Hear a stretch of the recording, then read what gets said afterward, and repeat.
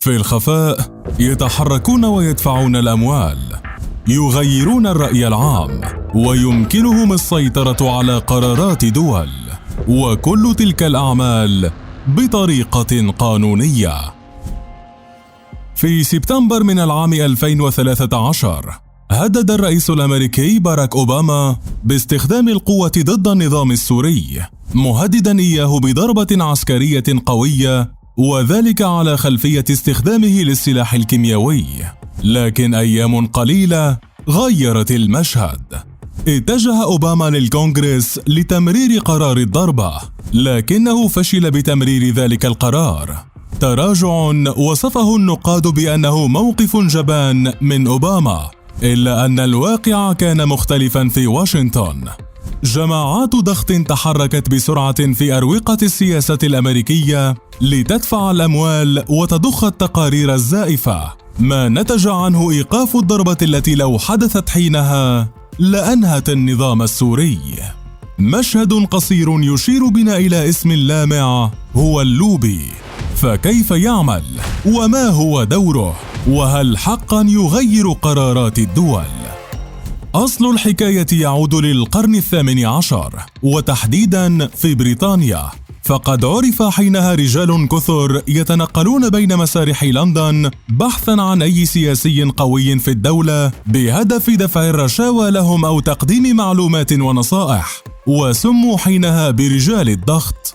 لكن الظهور الحقيقي للوبي كان في الولايات المتحدة، وبالتحديد في فندق ويلارد انتركونتيننتال القريب للغاية من البيت الأبيض.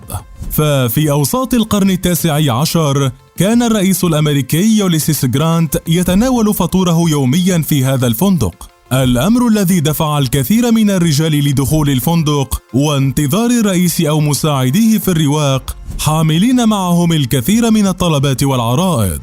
وعلى إثر ذلك أطلق عليهم اسم اللوبي لوبي، وهي الكلمة التي تعني باللغة الإنجليزية الرواق. وبات الرجال المتوقفون في لوبي الفندق يزدادون عاما بعد عام، حتى تحولوا لشركات منظمة تمارس الضغط على الكونغرس الأمريكي وحتى الرئيس، وذلك مقابل مبلغ مالي محدد. ومن ثم تم تمرير قانون في الدستور يسمح لتلك الشركات بالعمل بشكل قانوني تحت اسم الوسطاء أو المستشارين، ما حول عملهم الخفي إلى قانوني 100%. ادفع وستكسب. هنا في شارع كي ستريت بالعاصمة الأمريكية واشنطن يوجد أشهر وأكبر جماعات الضغط، ومعهم شركات اللوبي العمالقة. فاللوبيات تعتمد آليات مختلفة للعمل. فإذا كنت صاحب قضية أو مشروع وتريد أن يمر من الكونغرس دون مشاكل، ستذهب إلى ذلك الشارع وستجد عشرات الشركات التي ستقدم خدماتها لك بسهولة، وكل ما عليك فعله دفع المال فقط. وما سيحدث لاحقا لن تعلم به بالتفصيل. فلتلك الشركات طرق عدة، حيث تجدها تملك نفوذا لدى رجال الأعمال وفي وسائل الإعلام أيضا، وحتى العصابات المنظمة. ولعل أشهر الاستراتيجيات التي تتبعها تلك الشركات هي الحملات الإعلامية المنظمة التي تدعمها بإحصاءات ودراسات بحثية ووثائق رسمية تخرج عن بعض مراكز الأبحاث التي تصنف ضمن المراكز الحيادية، الأمر الذي يؤدي لتغيير الرأي العام تجاه قضية ما ويرسم صورة قد تكون مغايرة للواقع في بعض الأوقات. كما تعمل على الضغط بشكل مباشر على السياسيين، وذلك عبر وسطاء أو مستشارين يعملون معهم، وكل ذلك يؤدي لصرف أموال أكثر. كما تلعب تلك الشركات دورا في الانتخابات الأمريكية بشكل مباشر.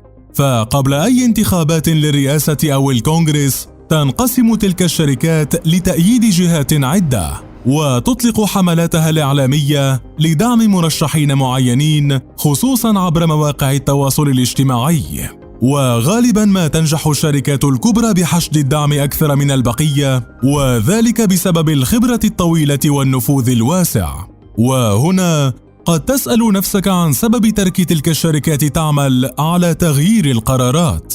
فوفق التعديل الأول للدستور الأمريكي الذي تضمن وثيقة الحقوق عام 1971، تم إصدار مادة تنص على حق المواطنين بمطالبة الحكومة بإنصافهم من الإجحاف، وتحت هذا البند من التعديل تعمل تلك الشركات، ما يجعل عملها قانونياً دون أي مشكلة. أمريكا ليست الوحيدة. اللوبيات لا تتواجد في الولايات المتحدة فقط، فهي تتوزع في مختلف دول العالم وخصوصاً الدول الكبرى. ففي بريطانيا مثلا توصف شركات اللوبي بالأكثر نشاطا في لندن وأكثرها تحريكا للمال سنويا. كما أن اللوبيات لا تعمل في السياسة فقط، على الرغم من أن الظاهرة كلها جاءت لأهداف سياسية، لكن اليوم بات هناك لوبيات للأدوية ولوبيات للاقتصاد والأعمال وحتى لوبيات شركات التكنولوجيا، وفي بعض الأحيان تجدهم جميعا مجتمعين لهدف واحد، وهو الحصول على نتيجة واحدة أو قرار معين. وفي السنوات الأخيرة تحول عمل اللوبيات إلى صناعة رائجة تتجه إليها العديد من شركات المحاماة أو الاستشارة الباحثة عن أرباح كبيرة وسريعة، ما حولها من ظاهرة تعتمد على النفوذ والتحكم إلى صناعة تتم عبر المال وبطريقة أسهل. أموال طائلة. وفق بيانات مركز السياسات المستجيبة، ففي العام 2020 أنفق على اللوبيات في الولايات المتحدة لوحدها ما يفوق 3.5 مليار دولار، وكلها بهدف التأثير على الحكومة. ودفعت تلك الأموال من مختلف القطاعات والاختصاصات، كما أن أغلبها أتت من إنفاق الشركات الداخلية. فقطاع الصحة لوحده أنفق 615 مليون دولار لتلك اللوبيات بهدف التدخل أو تغيير قرارات الحكومة، وقد احتل صدارة ذلك الترتيب في ظل جائحة كورونا. وأتى القطاع المالي في المرتبة الثانية ب539 مليون دولار. أما ثالثاً فيأتي قطاع الاتصالات والتكنولوجيا ب436 مليون دولار، ما يوضح حجم أرباح تلك القطاعات في العام الماضي لوحده. ودولياً دفعت روسيا لوحدها 41 مليون دولار للوبيات واشنطن، كما دفعت قطر 34 مليون دولار في العام الماضي لتحتل الصدارة في دول الشرق الأوسط. كما أن إسرائيل اللاعب الأكبر في تلك اللوبيات دفعت 15 مليون دولار، ورغم هذا تعتبر الأكثر تأثيراً بسبب قدم أعمالها ونفوذها الواسع المعتمد على الشركات الكبرى. وبينما تشاهد أنت هذا الفيديو، يتحرك رجال اللوبي في كل مكان ليدفعوا الأموال ويغيروا قرارات قد تكون مصيرية بالنسبة لك. فهل تعتقد أن اللوبي قادر على هذا، أم أنها مجرد شركات لدفع المال الفائض؟